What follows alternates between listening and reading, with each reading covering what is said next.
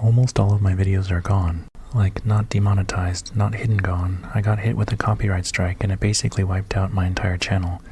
And the weird part is, I don't think I was doing anything wrong. I was analyzing books. Specifically, romantasy books, and my whole thing was actually showing the text, doing close readings, breaking down passages, pointing out patterns, tone, writing choices. You know, analysis. Like the way you're taught in school. You make a claim, and then you support it with evidence from the text. Except, apparently, on YouTube, that's a problem. Because the second you show too much of the original work pages on screen, reading full paragraphs out loud, it stops being analysis and starts being copyright infringement. And the frustrating part is, nobody can actually tell you where that line is. Fair use exists, but it's a gray area, and not just a little gray. It's basically, you're fine until someone bigger than you decides you're not.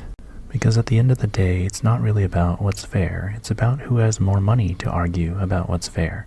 If a publisher or rights holder decides to come after you, you don't get a philosophical debate, you get a strike. And if you want to fight it, you're not arguing with them, you're arguing with their lawyers. And at that point, the system already picked a side.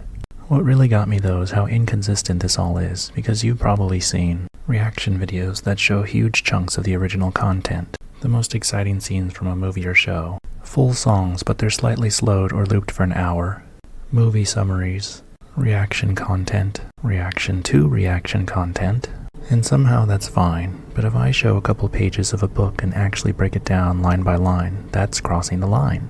So what exactly counts as transformative?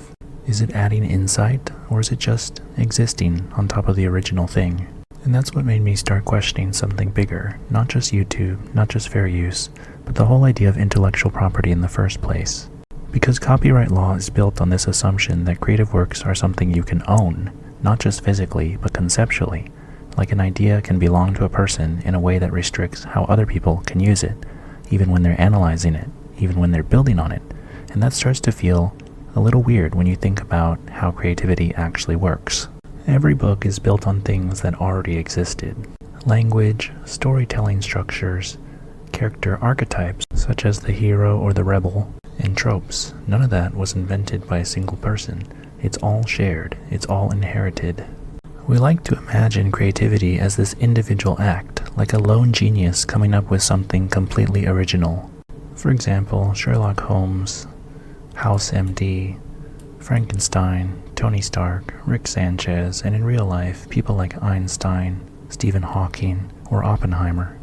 But that's not really what's happening. Most creativity is remixing.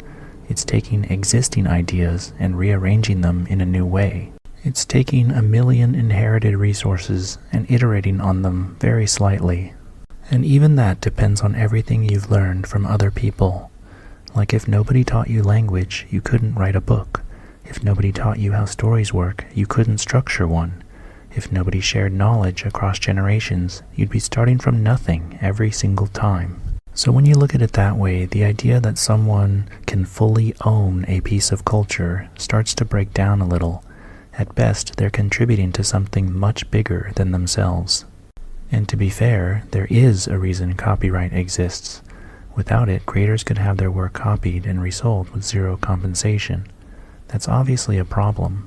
It's a problem with capitalism itself, that one person or group can own something and hold everyone else hostage.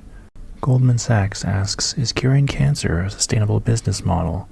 You've heard of Nestle trying to monopolize water, and there are other egregious monopolies, such as holding a crucial medicine hostage and jacking up prices. But what we have now doesn't feel like a balanced system. It doesn't just protect creators, it restricts discussion. It makes it risky to engage deeply with a work, especially if you're small and don't have the resources to defend yourself legally. And that's where the law clashes with what creativity actually is, because creativity isn't isolated, it's collaborative. It always has been. And in practice, what that means for me is I can't really do the kind of analysis I was doing before. I can't show multiple pages, I can't read full paragraphs, I can't do close readings the way I was taught to do them. The safest thing to do now is maybe show a single sentence, maybe, in a 20-minute video, which is kind of insane if you think about it, because it means I'm expected to analyze something without really showing it. So instead of, here's the text, here's what it's doing, here's why it works or doesn't work, it turns into, trust me bro, it's bad. And that's worse for everyone. It's worse analysis, it's less transparent, and ironically it moves further away from the thing copyright law is supposed to support, which is creativity. But it is safer, and right now safer wins.